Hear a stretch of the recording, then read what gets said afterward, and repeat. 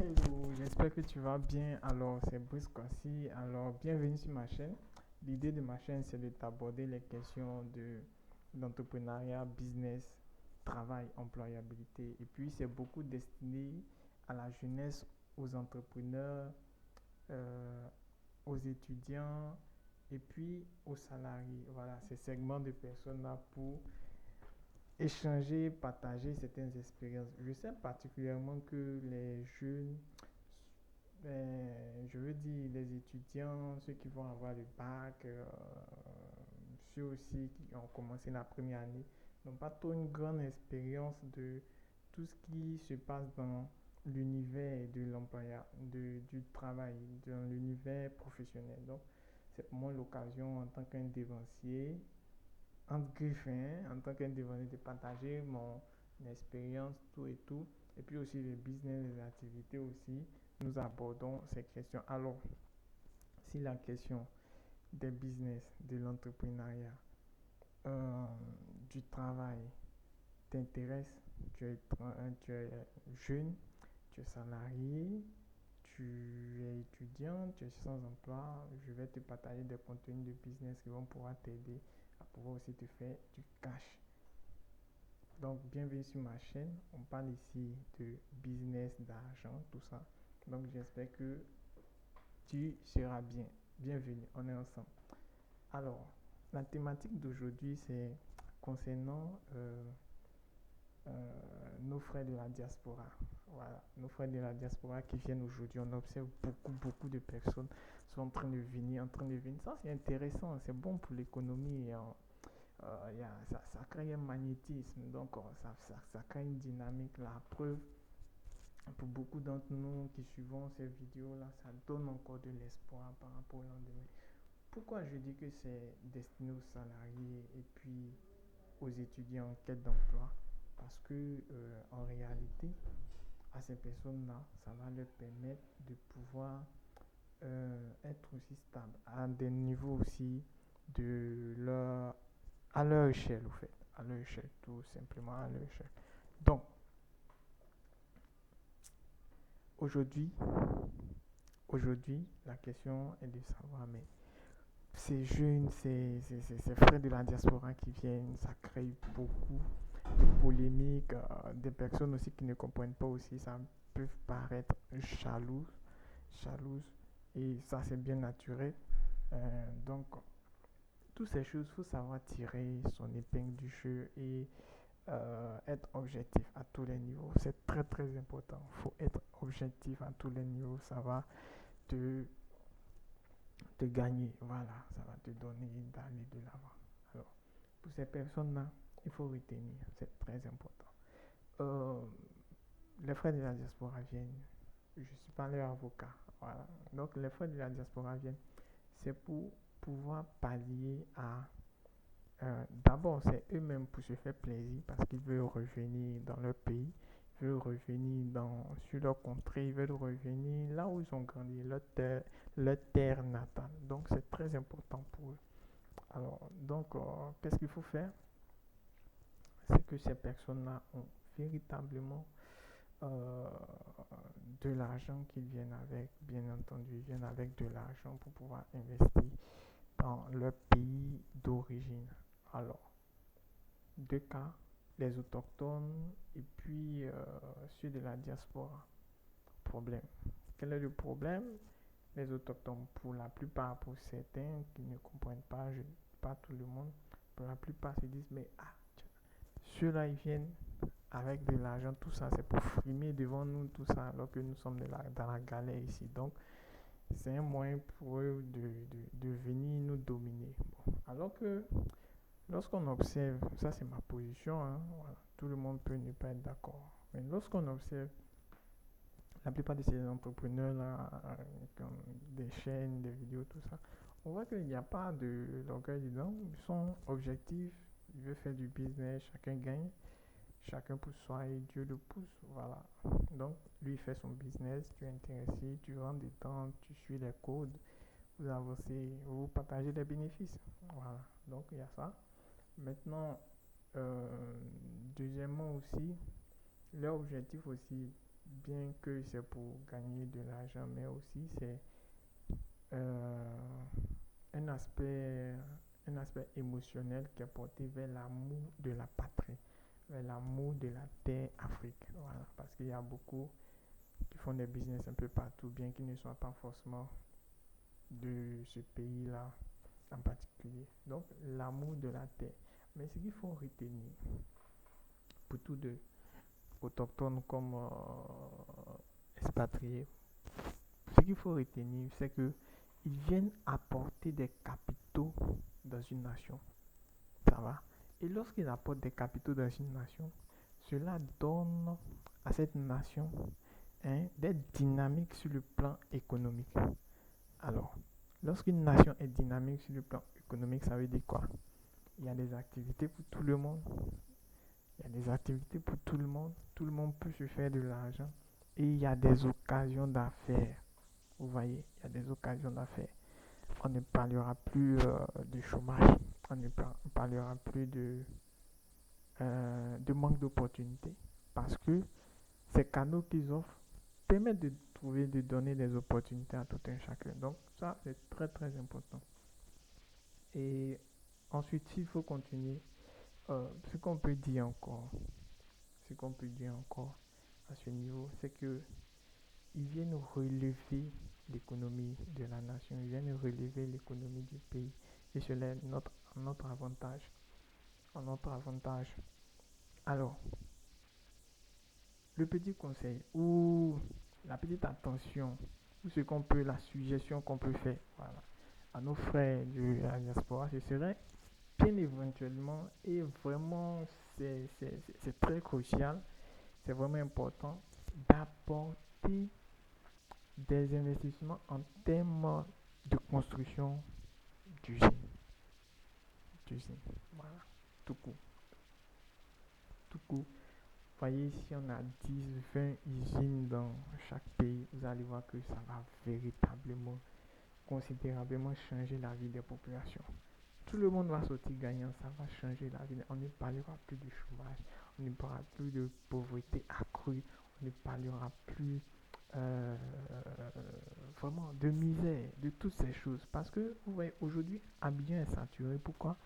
Abidjan est saturé parce que au niveau d'Abidjan, il y a plus d'usines, il y a plus d'usines. Bon, bien, c'est la métropole, tout ça, les constructions, s'est développé éventuellement à cause des industries et à cause des activités qui se font sur une grande échelle. Voilà. Contrairement aux petites entreprises, aux moyennes entreprises, tout ça. Donc, cela a suscité pour les habitants des pays de se déplacer massivement vers ces lieux-là, ces lieux qui sont des agglomérations, qui regroupent des centres, des grands centres d'activité, tout ça. Donc, il est important de créer des usines. Il est important de créer des usines. Et je crois que l'État favorise et incite massivement la diaspora à s'inscrire dans ce cadre-là parce qu'il y aurait éventuellement, je mets en guillemets parce que j'ai pas les textes, j'ai pas la preuve de cela, mais éventuellement il y aurait des allègements en leur faveur. Vous voyez.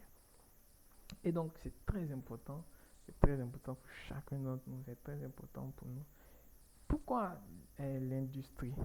L'industrialisation parce que l'industrialisation a trois pans. À trois pans. À trois pans parce qu'il peut employer des personnes qui ne sont pas qualifiées.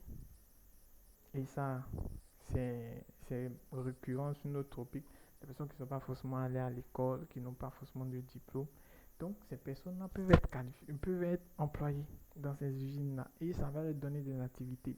Alors, imaginez, bon, on le dirait, mais c'est pas forcément sûr, mais le banditisme ou le taux élevé de banditisme est beaucoup orienté vers ces gens de personnes qui ne sont pas forcément allés très loin dans les études.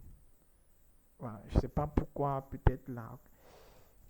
une ignorance de certaines choses ou bien la crainte, ceux qui sont partis à l'école, ils ont entendu parler de la police. Bon, en tout cas, à ce niveau-là, ces gens de personnes qui ne sont pas forcément scolarisés, tout ça, qui n'ont pas bénéficié de certains privilèges, se retrouvent facilement dans la délinquance. Vous voyez.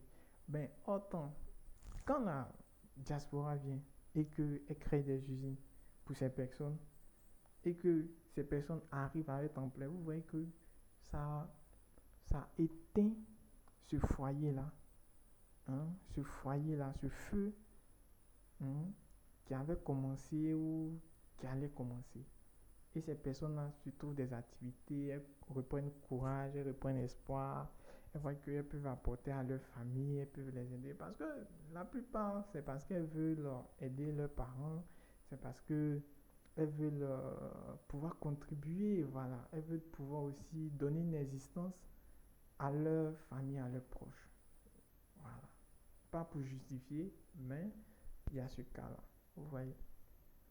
Et le deuxième type de personnes, ce sont des personnes qualifiées ben, qui n'ont pas forcément des niveaux très très élevés. On peut parler du CEP, du BEPC, du bac.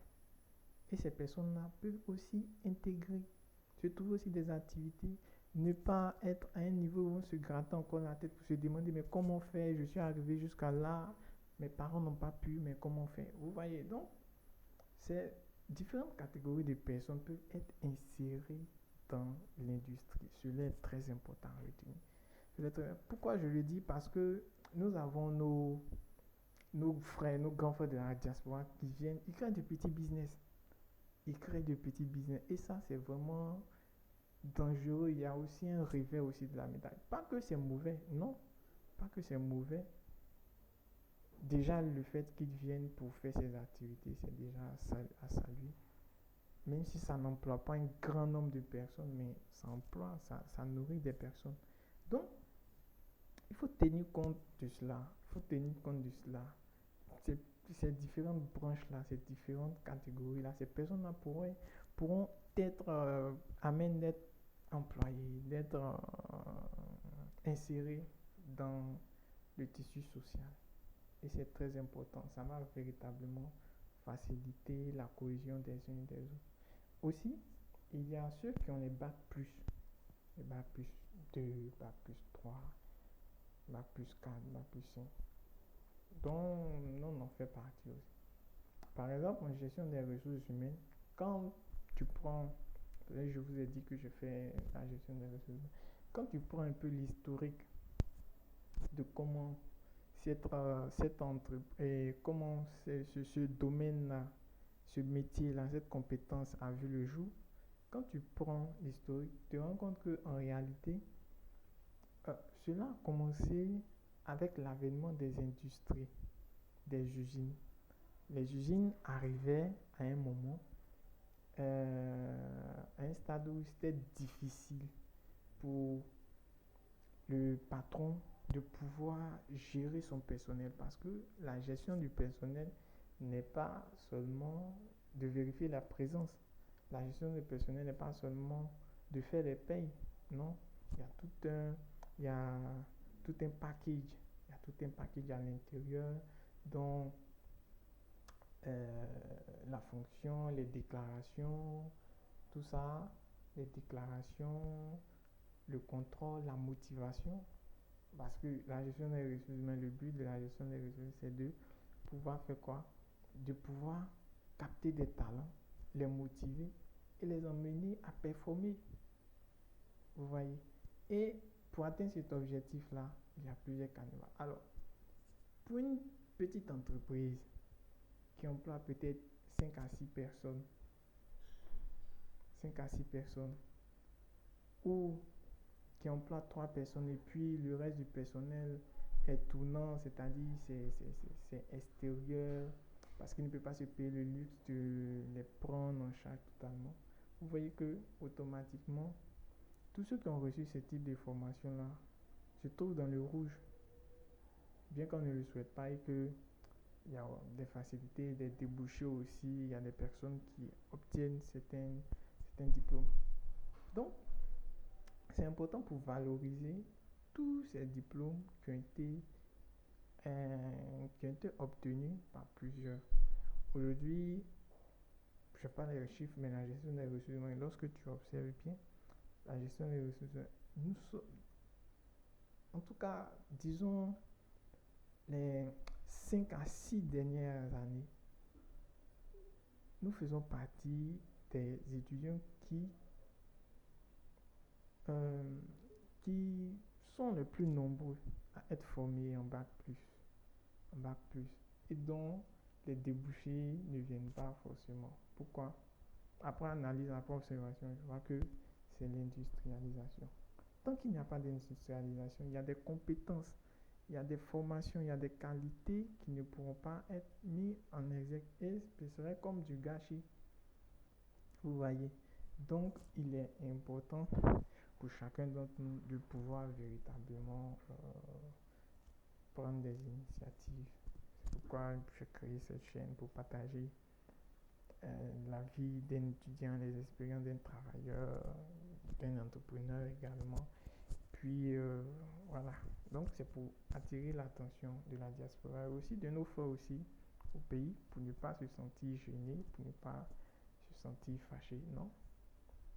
Si la diaspora vient, c'est une opportunité pour pouvoir se saisir. Par exemple, aujourd'hui, avec le business des taxis, vous voyez qu'ils emploient des personnes.